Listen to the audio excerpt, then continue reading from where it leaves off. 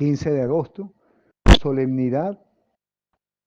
de la Asunción de la Virgen María, de la Constitución Apostólica Munificentissimus Deus del Papa Pío XII. Los santos padres y grandes doctores, en las homilías y disertaciones dirigidas al pueblo de la fiesta de la Asunción de la Madre de Dios, hablan de este hecho como de algo ya conocido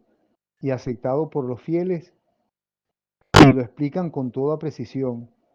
procurando sobre todo hacerles comprender que lo que se conmemora en esta festividad es no solo el hecho de que el cuerpo sin vida de la Virgen no estuvo sujeto a la corrupción, sino también su triunfo sobre la muerte y su glorificación en el cielo, a imitación de su Hijo único Jesucristo. Así, Juan Damasceno, el más ilustre transmisor de esta tradición, comparando la asunción de la Santa Madre de Dios con sus demás dotes y privilegios, afirma con elocuencia vehemente: convenía que aquella que en el parto había conservado intacta su virginidad, conservara su cuerpo también después de la muerte libre de la corruptibilidad. Convenía que aquella que había llevado al Creador como un niño en su seno, tuviera después su mansión en el cielo.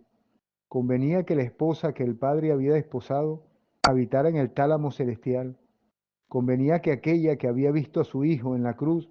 y cuya alma había sido atravesada por la espada del dolor, del que se había visto libre en el momento del parto, lo contemplara sentado a la derecha del Padre. Convenía que la Madre de Dios poseyera lo mismo que su Hijo, que fuera venerada por toda criatura como madre y esclava de Dios. Según el punto de vista de San Germán de Constantinopla, el cuerpo de María, la Madre de Dios, se mantuvo incorrupto, fue llevado al cielo, porque así lo pedía no solo el hecho de su maternidad divina, sino también la peculiar santidad de su cuerpo virginal.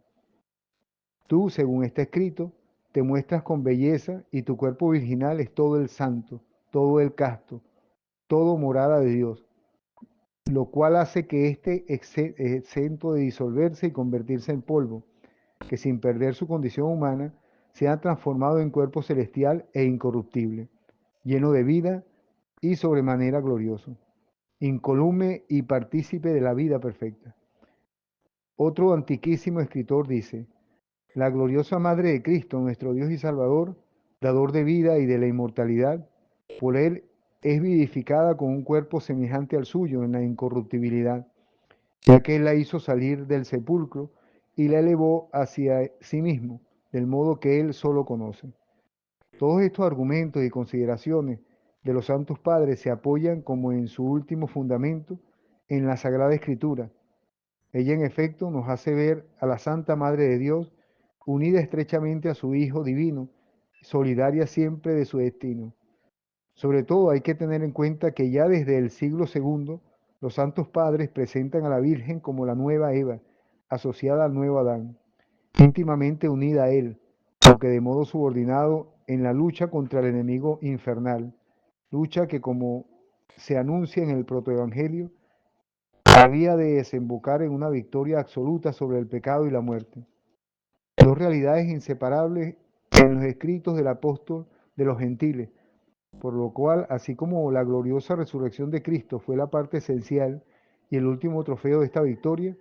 así también la participación que tuvo la Santísima Virgen en esta lucha de su Hijo había de concluir con la glorificación de su cuerpo virginal, ya que, como dice el mismo apóstol, cuando esto mortal se vista de inmortalidad, entonces se cumplirá la palabra escrita: la muerte ha sido absorbida en la victoria.